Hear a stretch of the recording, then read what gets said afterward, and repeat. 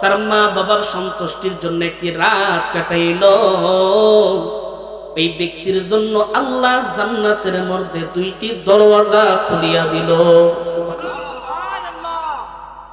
এ ভাই, যেই ব্যক্তি তার মা অথবা বাবা দুইজনের মধ্যে একজনের জন্য, অনেকের আছে বাবা নাই শুধু মা আছে, আছে না নাই? বাবা মারা গেছে, মা আছে শুধু।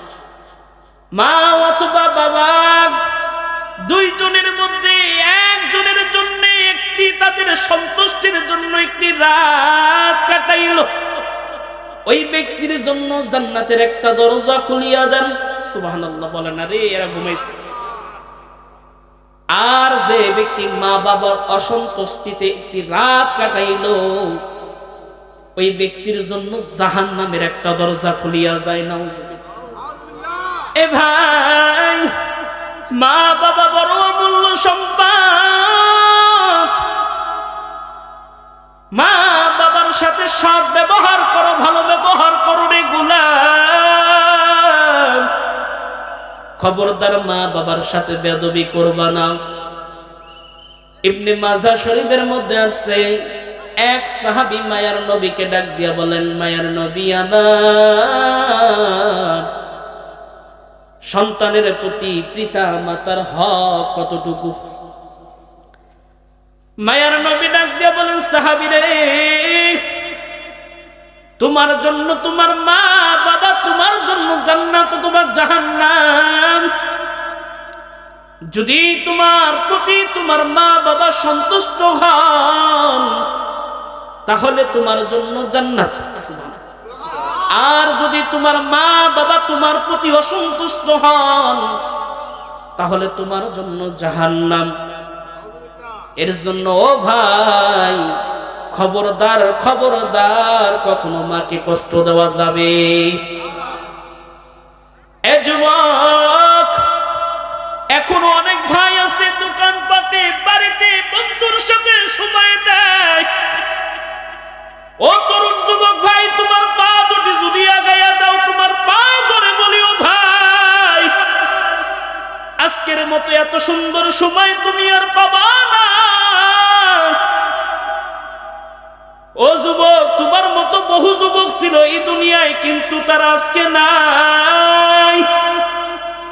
কারা? সকলেই কই গেছে? পরকাল জিন্দেগির বাসিন্দা হয়ে গেছে, কবরের মেহমান হয়ে গেছে। তুমি এখন যুবক, সারা জীবন যুবক থাকবা না রে ভাই। এই যুবকের শক্তি কয় বছর আর থাকবে?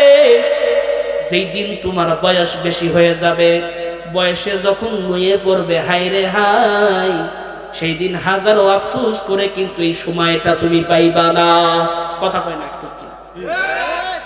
এ ভাই, এই জন্য আমার যুবক ভাইদেরকে, বিদ্যা বাবাজিদেরকে অনুরোধ করবো, আয় কোরআনের মাহফিলে এসে বসো, এর বরকত নিয়ে যাও।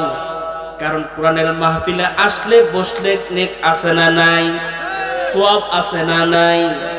আমার মায়ার নবী রাহমাতাল লিল আলামিন বলেন, যেখানে কোরআনের আলোচনা হয়, ওই চতুর্পাশে ফেরেশতারা দলবদ্ধ হইয়া দাঁড়াইয়া পড়ে। সুবহানাল্লাহ। ফেরেশতারা দলবদ্ধ হইয়া দাঁড়াইয়া ওই মালিকের কাছে শ্রোতাদের জন্য তাদের মাহবাত, তাদের মাগফিরাত এবং তাদের নাজাত, তাদের ভালো কামনা করতে থাকেন, দোয়া করতে থাকেন তাদের জন্য। আল্লাহ রাব্বুল আলামিন সবকিছু কিন্তু দেখতেছেন। দেখেন না? না দেখেন? বলেন।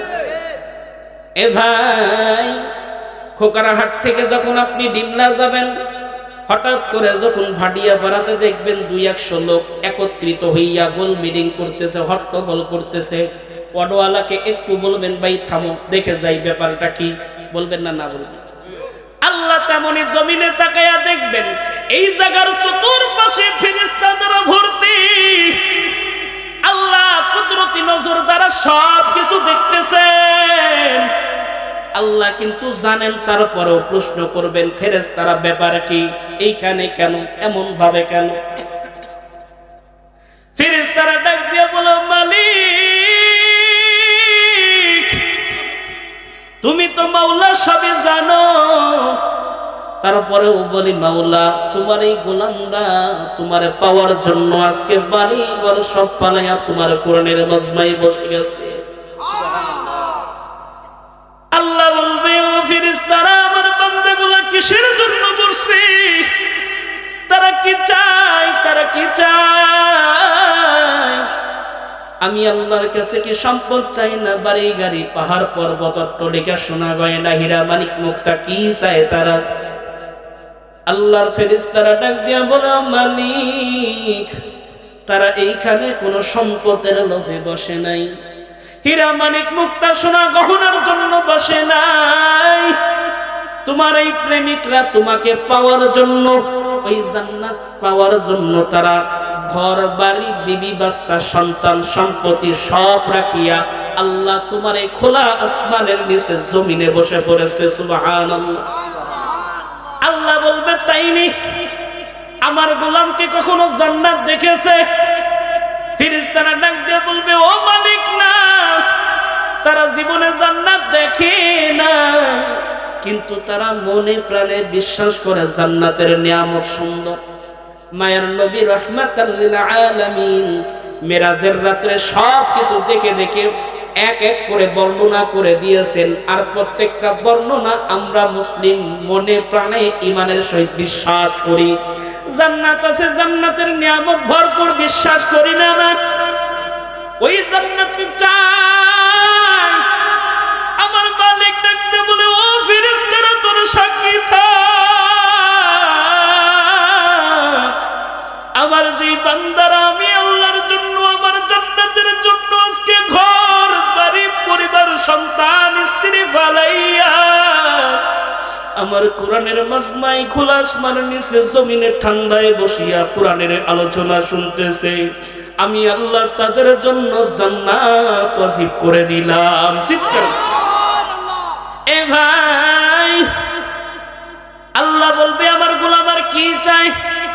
ফেরেশতারা ডাক দিয়া বলে, মালিক, তারা তো জাহান্নাম থেকে ভয় পায়, জাহান্নাম থেকে পানা চায়।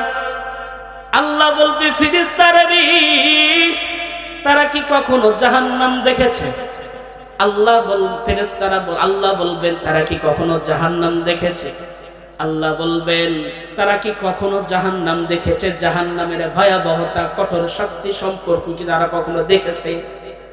ফেরেশতারা বলবেন, না, না, দেখে নাই। কিন্তু আপনার প্রিয় নবী, প্রিয় হাবিব ওই মেরাজে যখন জান্নাত জাহান্নাম সব কিছু দেখেছেন, ওগুলা পাই পাই ভাবে হাদিসের মধ্যে বর্ণনা করে দিয়েছেন। এই আপনার মুসলিম উম্মাহ, আপনার বান্দারা এগুলা সব কিছু করেছে আর মনের ঈমানের সহিত এগুলা বিশ্বাস করেছে। কারণ জাহান্নামের কঠোর আযাব, জাহান্নামের আযাব বড় ভয়ঙ্কর, জাহান্নামের শাস্তি বড় ভয়ঙ্কর। জাহান্নামের আযাব সহ্য করার মতো ক্ষমতা আমার আপনার কারো আসেনি ভাই? নাই। এর জন্য জাহান্নাম থেকে পানা চাই।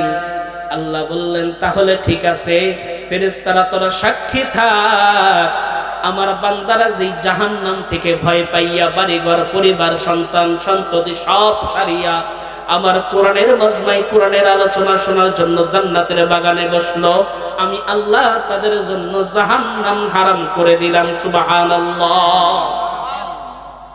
এ ভাই, এর জন্য আমার তরুণ ভাইদেরকে বলবো, ভাই, অনুরোধ করে বলবো, আর সময় নষ্ট করিস না রে যুবক। ও পর্দার আলীর মা, পরস্পরে গল্প করে আর সময় নষ্ট করিও না রে ভাই। ও মা, পরস্পরে গল্প করিয়া সময় নষ্ট করিও না। এই সময়টা বড় দামি, সময়টা বড় দামি, সময়টা বড় দামি রে ভাই।